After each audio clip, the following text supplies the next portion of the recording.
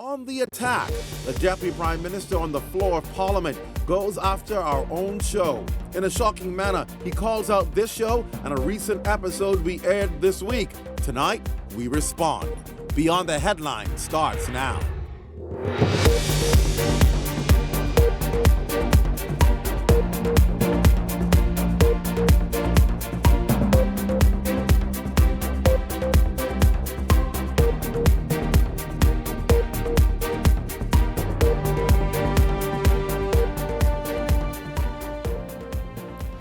At a time when there are so many issues affecting our country that need our attention, we pause tonight as a member of the Fourth Estate to set the record straight to comments made in the halls of Parliament seeking to paint a negative picture of this news agency, this journalist, and this show Beyond the Headlines. Good evening, everyone.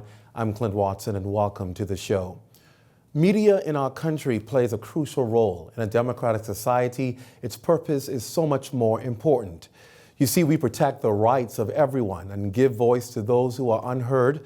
We amplify those without a platform, and we echo those who are at the forefront.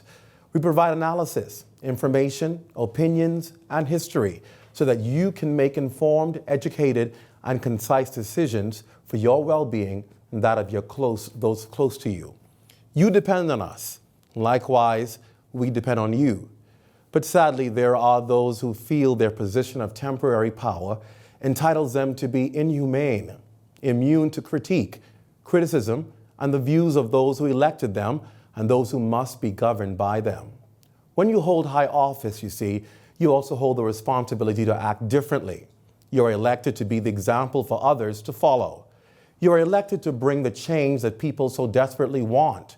You are elected to act on behalf of the people and not in isolation to the people. When you fail to recognize and honor this system, you have quite simply failed altogether.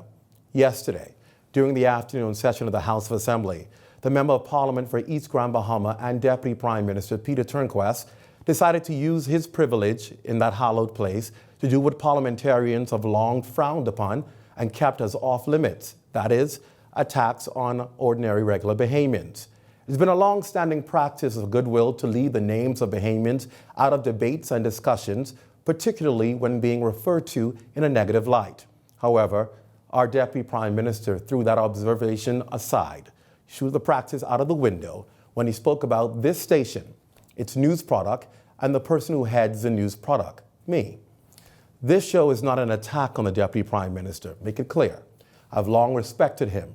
Instead, it is a defender of truth and an attack on the system that exists to silence Bahamians, frighten Bahamians, and take away our right to have an opinion. Here is what the Deputy Prime Minister said while speaking to the Bahamas Mortgage Corporation's decision to evict non-paying clients from their homes. Take a look. Mr. Speaker, I listened to, somebody called me yesterday, because I don't normally watch it, but somebody called me yesterday about this Eyewitness News or Channel 224, I think it is. They have something after the headlines or something like this, I'm sure, with Clint Watson. No, I don't actually. I don't. I don't. Yeah. Because it seems they have a particular type of guest, and so if I want to hurt my head, I got to look at something else. But anyway, on that show last night was the former chairman of the Bahamas Mortgage Corporation. And, again, I don't listen to these things because, again, 9 out of 10, they're going on with information that they get off the Black Belt Press or one of these kind of things, the Ghetto News Network, as they call it. So I don't really pay much attention to it. But I did watch a little clip on it. And one of the things that caught my eye was he was talking about the host tried to, and this is my interpretation, so I apologize if I get this wrong. My interpretation was the host was trying to get him to say something negative about the Bahamas Mortgage Corporation and the action that was being taken. And to his credit, the former chairman said, "What do you do?" And I'm not quoting his exact words, right, but the general, what do you do when you make a demand on a mortgage holder, you write them You invite them to come in to talk about it. You make offers to restructure. They will not come in. Now, firstly, what we found unacceptable in the halls of Parliament is to make fun of an institution that provides a service to our country and provides employment for many Bahamians by trivializing our name. Take a look. Mr. Speaker, you know, I listened to, somebody called me yesterday, because I don't normally watch it, but somebody called me yesterday about this Eyewitness News or Channel 224, I think it is. They have something after the headlines or something like this, some show with Clint Watson. No, I don't actually. I don't. So for the record, it's not after the headlines. The name of this show is called, sir, Beyond the Headlines. Now, here at Beyond the Headlines and Eyewitness News, we thrive off of our accuracy, accountability, and truth. It has been the hallmark of our work since coming on air May 16th of this year. We have drilled into our team of professional journalists the importance of being factual, fair, and balanced. However, the Deputy Prime Minister went on to further refer to our sources as non-creditable. On that show last night was the former chairman of the Bahamas Mortgage Corporation.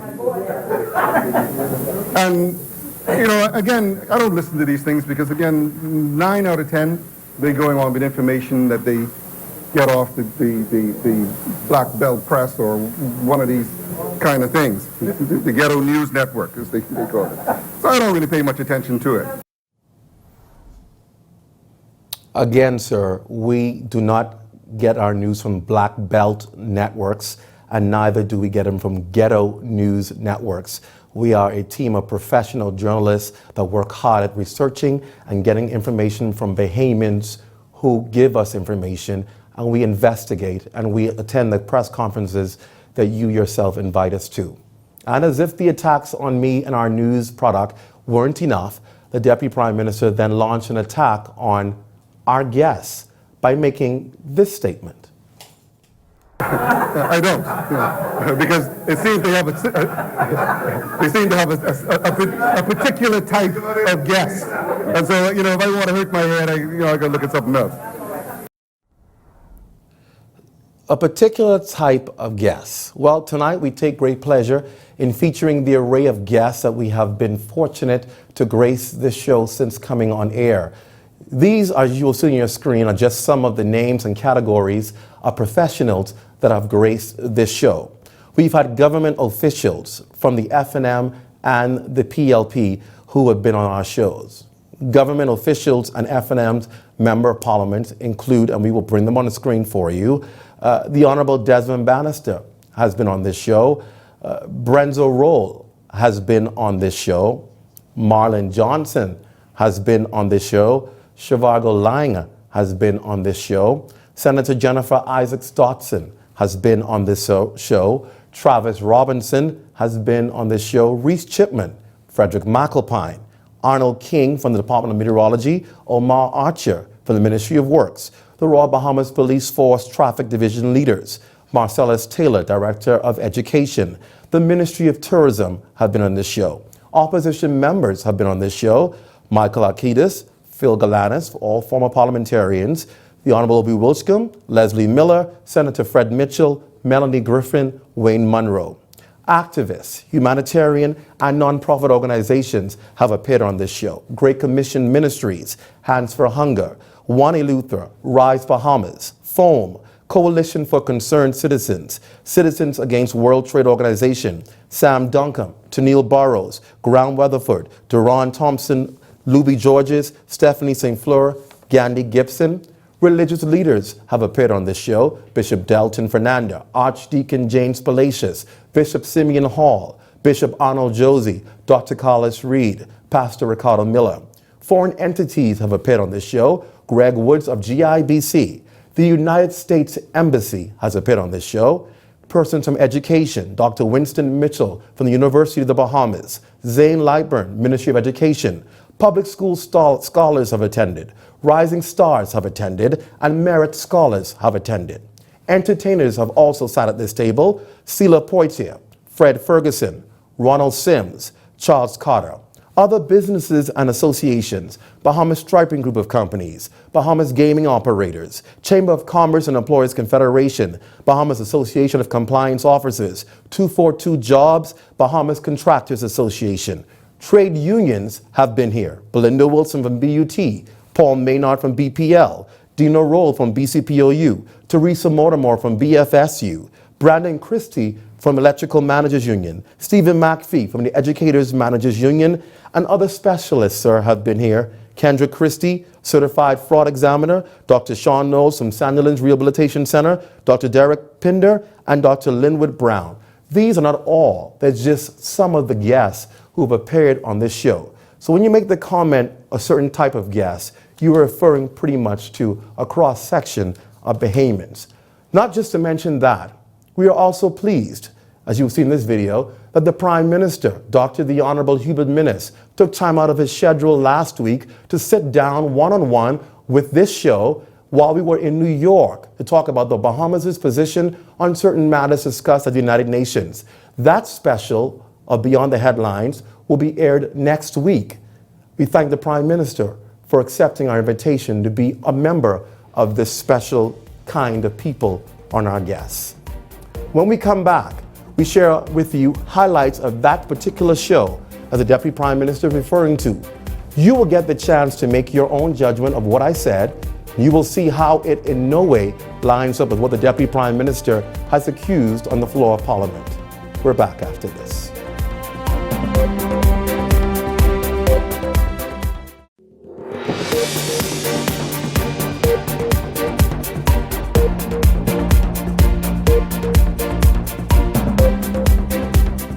Welcome back to all of our viewers. We are indeed grateful that you are indulging us tonight as Eyewitness News and Beyond the Headlines goes to this length and breadth to clear its name and its reputation and this host as a journalist in this country. We have been very frustrated and upset by comments made by the Deputy Prime Minister on the floor of Parliament yesterday, mocking and making accusations about this show that are certainly untrue. Finally, the Deputy Prime Minister accused me on the floor of Parliament for trying to get my guest on Monday's show, the former chairman of Mortgage Corporation, Alex Storr, to speak negatively about the corporation's decision to evict residents. Here's what he had to say. But I did watch a little clip on it, and one of the things that caught my eye was he was talking about the host tried to, and this is my interpretation, so I apologize if I get this wrong. My interpretation was the host was trying to get him to say something negative about the Bahamas Mortgage Corporation and the action that was being taken. So the Deputy Prime Minister accuses me of trying to get my guest, Alex Storr, to say something negative about the Bahamas Mortgage Corporation and its eviction notice. We thought it was important for you to hear my line of questioning on Tuesday's show, having been accused by the Deputy Prime Minister of trying to get Mr. Alex Storr to say something negative. We pulled the highlights and the questions from that show, in particular my questions and some comments, so you can determine if indeed I was seeking to push an agenda of attacking the government for evicting residents. Here's that clip. If it was any other bank, if it was Commonwealth Scotia Royal Bank, First Caribbean, if you don't pay your mortgage after a certain amount of time, the bank will repossess your home. Right. And so do these people really have grounds to be complaining about their homes being taken from them? As I kept repeating, we should examine it on a case-by-case basis. Let me put it this way. When the Mortgage Corporation was created, it wasn't created to be just like the other commercial banks, business as usual. The vision of Sir Lyndon and those that sat in the cabinet, including the former Prime Minister Hubert Ingram, who was, I think, the first chairman, one of the things that they envisioned was helping those, and if you look in our chart, it says those, the lower income and middle income families, those that may be a bit harder to qualify. So of course you will have more challenges when it comes to payments. And so I think people have a reasonable expectation. During the last campaign and all through the PLP's last term, mortgage relief was one of the big issues. Now here we have a new government that chided the former government for lack of mortgage relief. So they said, now they have a perfect opportunity to execute mortgage relief, and they're failing. So let me ask you then, because the Bahamas Mortgage Corporation is set up to be that institution that kind of is supposed to help those who probably would not be able to qualify normally with the other banks. You're almost starting out and setting yourself up for failure, because if you're dealing with people who have low incomes, you deal with people who may be challenged to qualify, then you already know that you're going to have people who are probably going to default on those payments. We're looking at people, let me put it this way, that need an extra hand up. Because some of these arrears go back 5 years or more. 5 years, maybe more. So people weren't paying any mortgage. I was shown some cases where persons may not have paid on their mortgage at all. At all? And the problem was the way that the mortgages were set up, and that's one of the problems I tried to fix. And what we did was start demanding salary deductions, and that has helped to ease the rate, the delinquency rate a lot. So people could have got prior to your taking office, people could get a loan, could get a mortgage and not have to bring salary deduction? No, they could pay over the counter. Now, is it fair then for people to cry foul on the government for having them evicted? Because I think in order to evict somebody, you have to go through a whole process with the courts and then give notices and so forth. At the end of the day, when your locks are changing your door because they've gone through the process of evicting you, can people cry foul on the government for following due process? so first, let me say this. I don't like to see a family, children Right. put out the house. Right. And I don't understand why you would have to put somebody else out the house in the night and make them sleep on the porch. True. That couldn't be done first thing in the morning. True. But in terms of is it fair, like I said, we have to examine on a case-by-case basis. Are the majority of the accounts of the Mortgage Corporation being serviced by customers, or are they delinquent? The majority are being serviced. I think the delinquency rate is someplace around 40% when I left. 40%. People have often said that these institutions are often interfered with politically, from all parties, all sides. Right. Is that the case? You know, I'll be honest with you. Anytime that we would go on a program and send out these letters, I would let my colleagues know. We're going, especially if it's in their constituency, we're going in your area, expect the calls. And so we would get the Why calls do you from do the that? politicians to prepare them for the calls that they would get from constituents. Because people are going to call right. their politician. Exactly. And you heard the lady say that she went to see Mr. James. And so that's the type of thing that happens. And I'll be honest with you, during the last term when I was chairman, I got calls from people from PLPs, and I got calls from people that now sit in the cabinet that were in opposition Telling at the you time. what? Telling you what? Asking how could I help? How if there's any way I could help their constituent. But I think this is what has helped our country to be in the mess that is in now, with so many delinquencies and so much debt, because we use our position, and I don't want to say this wrong, because if you have a position of influence, you want to use it to be able to help people. Right. But sometimes to the detriment of the country, we interfere in due process. Right. And when you think of Bank of the Bahamas and the financial doldrum it was in, you think of Mortgage Corporation, all of these entities that have struggled financially on the backs of Bahamians, it's because of political interference. If somebody's saying, listen, that's my constituent, don't take their house from them. Mm-hmm. And at the end of the day, you have all of these accounts on the books and no one's paying for them, and the Bahamian people have to underwrite the debt at the end of the day. You know, it's easy to blame the politician for making the call, but the problem started with the loan not being paid. And I totally agree with you there. Yeah. And then the expectation that I can call my politician, and my politician can get this off of me. All right, there you have it. Those are the facts of what was said. You have the show available for your viewing. There's no need to second guess or get secondhand information on what was said when it is available. That's what we discussed. I want to welcome one of my weekly contributors. He's here every week, and our third person is off the island. So I've asked Levon Miller to sit with me tonight to discuss this, because he's a part of this Beyond the Headlines family, as I am. Levon, thank you for being here tonight. Thanks for having me. It's disheartening when we have to spend quality time that we could be discussing issues in our country to defend our craft and what it is that we do as journalists, because someone told an official in Parliament, oh, Clint Watson said X, Y, Z. An official in Parliament took a second-hand information that he said, somebody told him this was said, used it on the floor of the House, then said, I saw a clip, and this is what was being said, when we quite clearly see that was not what was being said. When we come back, I want you to speak to the situation, and as a contributor, your thoughts on what has transpired when we come back. Stay close. You're watching Beyond the Headlines.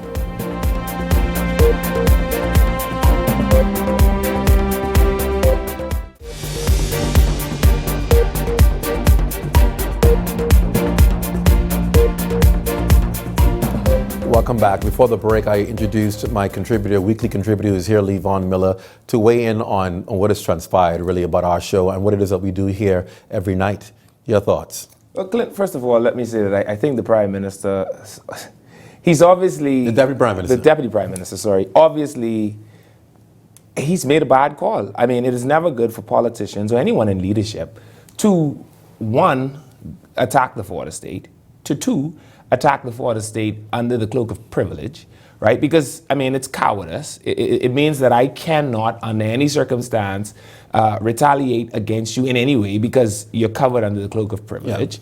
Yeah. If you want to say these kinds of things and make defaming statements, then why don't you come on the porch and say exactly what you said? Exactly. And prove to me that you're man enough, first of all, and then also prove to me that you believe what you say.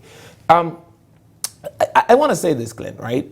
I appreciate the fact that you invite people like myself here. I make it abundantly clear that I am not a journalist. But even though I am not, I consider myself a social commentator, and I try my best to read and digest what is read. Yeah. I can only begin to imagine how much more people that actually have the title of journalist to protect would go above and beyond that call of wanting the facts, making sure that they have the first-hand information, making sure that they disseminate that information in a way that is fair and unbiased. And so for the Deputy Prime Minister to go off on this limb, I mean, it is distasteful. And I become very fearful for politicians when they cannot take any sort of reprimand or when they get what the old people would call so touches. You see, because what happens then is you begin to sit in an echo chamber where everyone around you, like a Neanderthal, continues to tell you, Chief, you're doing a great job. Don't worry about that, Chief. You're on the right track. Let me tell you where you find yourself. You find yourself with 4 seats in the parliament and a prime minister that has been voted out by a rookie in politics after 40 years. Yeah. That's what happens when you sit in the echo chamber. What is saddening, though, is people like Mr. Christie and them found themselves in the echo chamber after 6, 7 victories. I mean, Christie said on the campaign trail, they say they could beat Christie. Man, I tell them that have to be a joke. It is easy to find yourself in the echo chamber with that kind of a victory streak. Clint, I'm 30 plus. I grew up almost half of my life watching people like Clint Watson bring me the facts. Mm-hmm. If you had asked me 8 years ago who was Peter Turnquest, I couldn't tell you. You might as well have asked me about Mugabe. I just couldn't, because he's not done anything in my mind that would have fast-tracked him to the office of Prime Minister. Mm-hmm. I don't know of any mind-blowing, milestone-generating event that he's done that has him where he is, because somehow he, along with his team, were able to convince the Bahamian people that the FNM was a better choice than the PLP. We know the debacle that went on in the leadership race with Loretta Butler Turner and Dr. Dwayne Sands, et cetera, et cetera. It is only... And Peter Turnquest ought to be the best Christian in that party, because it is only because of the grace of God he is, in fact, where he is, right? And so when he decides that he wants to not just discredit you as a journalist, but to wrap around in a most callous fashion the entire organization that is Eyewitness News, journalists that have been doing it for as long as I can recall, and then in the most condescending way to say that they get their sources from the Ghetto News Network. Well, there are some other things that we got out of the ghetto. We got governor generals out of the ghetto. Yeah. We got Dr. Miles Monroe out of the ghetto. Yeah. There are very few people of prominence or people that have created the Bahamas that we now exist in that didn't come from the ghetto. Travis Robinson is a product of the... So my source may come out of the ghetto, but that doesn't mean that it is incredible, Mr. Grand Bahama. And you hit the nail on the head, and that's what really... why I got so passionate about it. Because when I think about the amount of young people and the amount of professionals in this building that work so hard every day with a passion for what they do, I take offense when somebody's going to belittle their craft to saying, "Oh, they're just ghetto. They have no purpose in what they're doing. They just do what they do for doing its sake." These people work hard at what they do. Mm-hmm. They take what they do very serious, and they honestly want to present a good product for the Bahamian people. Mm-hmm. And I think that's important for us to remember, and that's why I thought it was so important to do this show, not just to defend me, Clint Watson, but to defend the many people that make all of us do what we do. And I think when people can go to Parliament and feel comfortable associating your company as if it's trash, then somebody has to stand for that. Someone has to stand for that. And, I continue to tell people, right? A pig outside of the pig pen is no less than a pig, right? A pig in Parliament is no less than a pig. one of the greatest insults that I can ever imagine is somebody not taking the time out to learn your name. Yeah. I have a friend that comes to mind particularly who always, he kind of dredges in me the big deal it is for people to learn your name. Yep. And you knew you wanted to talk about me before you went into the parliament. You knew that I would come up in your communication. Either it means that you were piss poorly prepared, or you were just blatantly disrespectful. And there is a way that we deal with politicians when they decide to be blatantly disrespectful. That time isn't long from now. And although it feels like 3 years is a long time, man, that is going to be 39 months from today. And 39 months from today, you know what he will have to face? He will have to face whether the credibility or whether you all are not credible raining down on his political career. The last person you want to do this to is somebody that has the clips. It's somebody that has the tapes. It's somebody that can go back. I mean, I walk through the Beehive every day on my way to this, well, not every day, but every time I come here on my way to the studio, there are a bunch of them in there. Yeah. I could imagine that Clint Watson could pull me a clip from 1976 if he wanted to. Yeah. That he could pull me an article from 1973 if he wanted to. And that's because there is a team of people in that room that have nothing else to do all day except for search for the facts. Yeah. And I hope at the end of the day, this is a lesson to be responsible with information. And not just your supporters who telling you, oh, Clint Watson said this, and you go in Parliament and say it. Check the facts. You know what we do. You know me. You know what I do. And you know that's not the road I take. And I'm sure he has your number, Clint. He does. He was able to text it this evening. It is funny. And say, really? It is Question funny. mark. It is funny, right? And I continue to tell these people that climb Mount Olympus the day that they're elected, right? That it is funny that you had a number that you could reach me on almost any given day of the week. Somehow 3,000 or 2,100 or 2,200 people thought that you were the guy that they wanted to represent them. And the minute that happens, you become omniscient. You become omnipresent. You become the I am. And that I am complex is beginning to become very rampant in the FNM. And I'm telling you, Clint, it is going to cost them. 38 months from today, when Eyewitness News has nothing to do for 1 week except for pull up the blunders of the FNM, whether it is Oban, whether it is Omar Archer, no matter what it is, whether it is the strike with the doctors, the question becomes, like Hulk Hogan would ask in the 90s, what are you gonna do, my brother, when Eyewitness News runs wild on you? Levon, thank you so much for joining me. I appreciate it. As we close tonight, it is important to repeat what I said in the beginning.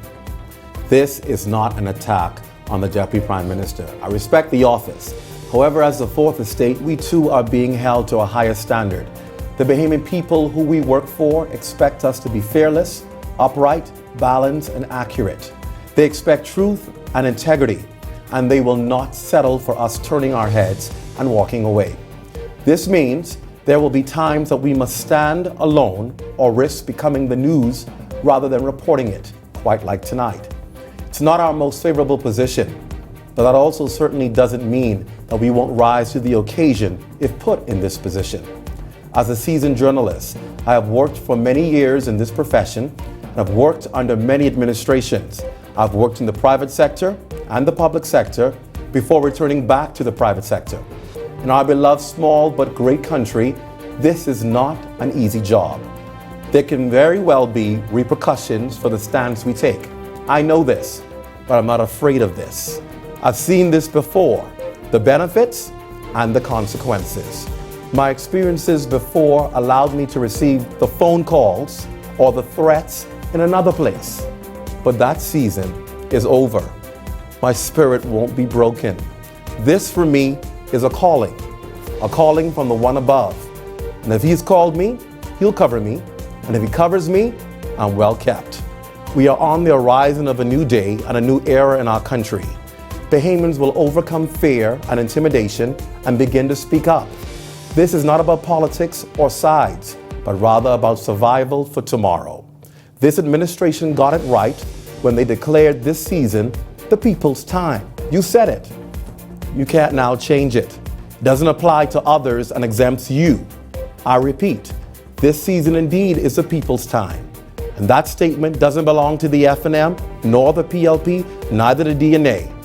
it belongs to the people. Thanks for joining me. Good night.